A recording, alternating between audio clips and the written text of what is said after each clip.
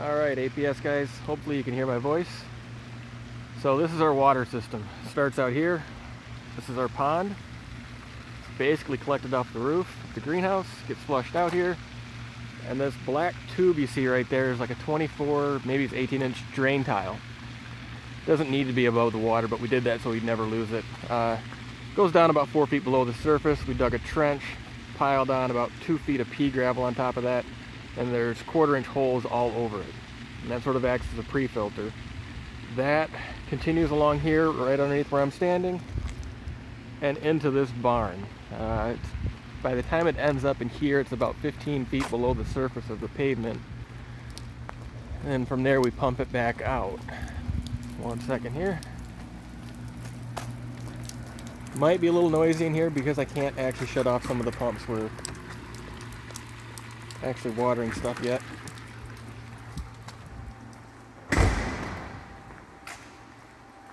Alright, so right below here is a concrete cistern. Holds about 5,000 gallons at a time. If we ever need in, there's a manhole cover.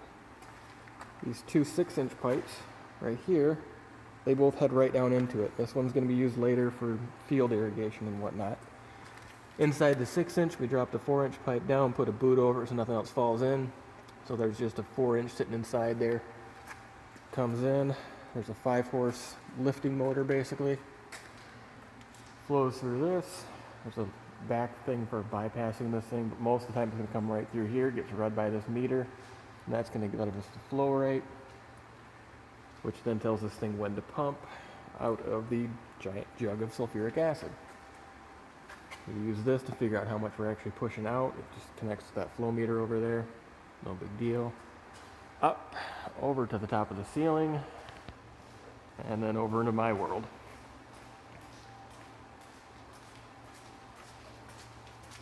So, drops down through here, into this little manifold, into the blue tanks. And the way these work, it's just like a water softener head type thing. Water comes in, it's put into the tank, pressurized down, and at the very bottom there's these laterals, like a star-shaped thing. Water gets pushed into those and then back up the middle through 1.5-inch PVC, and that's filled with crushed glass. Filters out any large particles. From there, water comes out here, down through the manifold, into this big blue tank. It's called a contact tank. Little bubbler thing on top lets extra air out. What that does, if you ever look inside of one, it's got a bar running across the bottom, and it uses water pressure to spin this thing, and it makes like a tornado of water. It's just to get everything touching everything. Out of that, we come down here, a couple different probes, one for ORP, one for pH, another one for ORP. That was an existing one because this whole machine here relies on that to know whether or not it needs to turn off, up, down, things like that. So water comes out up here into a quick Venturi injector, which high pressure here, low pressure here, causes suction, pulls in ozone. We'll get to that later. This here is another high pressure line that zips around back into that red tube, which pressurizes the other end of a chlorine injector, which operates similar to the other Venturi, but a little different. Just looks different, same principles.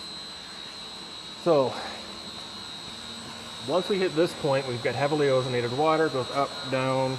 Sorry, I know I'm kind of flying all over here. And then it goes back into that contact tank, and that's what spins around. Then it does basically the same thing it does before. Come out of the contact tank, up into more blue tanks. They're doing the same thing.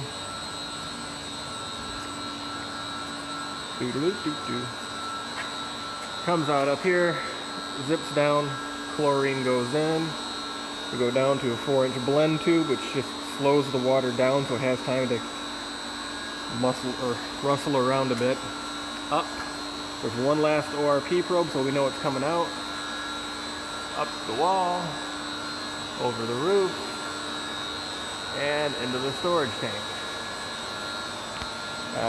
Incidentally, that is the chlorine injection system. That's it. It's just a little head that sits on top, goes over to the suction creator, nothing else. We did get a scale on it, just so I know if it runs out without having to tip a tank of chlorine around. Kind of noisy right now. A couple more fun things. Oh yeah, we did put in a little sink here of, that's just pure pond water.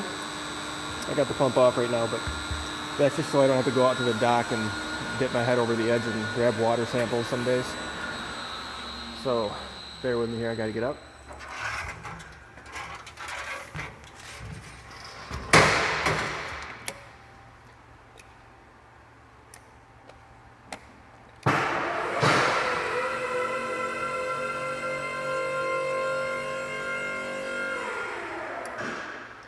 So water comes down, and we actually run the pipe as far to the bottom as we can so that we don't splash. If you splash your water going into the tank, the ozone just runs right out. Black thing right there is an electronic valve attached to that gray float. If the float's hanging in that position, it opens the valve. Float comes up too high, valve closes, the whole thing back there pressurizes, and the pump controller right there will know to shut off. Hang on, back down.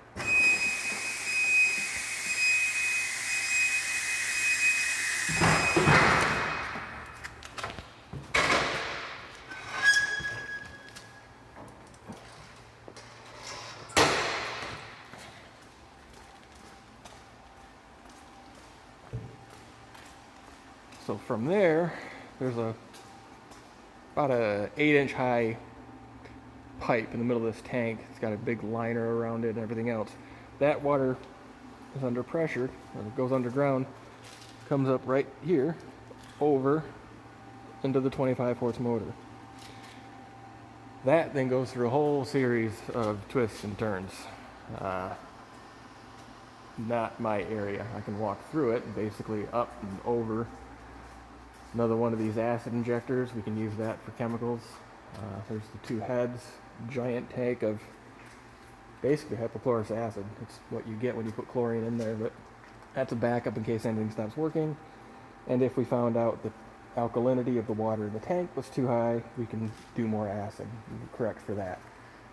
Let's see, zips down. This is where it gets weird. So it goes in here, down, and then back over and back up, and then through another, sorry, I'm all over, back up through another injector, and this is fertilizer. So they meter them out a little bit differently. This tank's just basically take bags of fertilizer, put them in here, hit them with water to dissolve them, and you're good to go. There's a bunch of different bypasses in here because one section of the greenhouse doesn't get any fertilizer, but it does get this stuff. So that's why you've got this nursery that goes up and over. He skips fertilizer, and he goes, right there, out. These are three different main water lines, basically. Some for the baskets overhead, some for the production growing area, some for the benches, things like that. They zip around and then out to the greenhouse. All of this stuff is either drinking water related or junk water that we're trying to get rid of. So yeah, that's basically it. Not quite completely done, but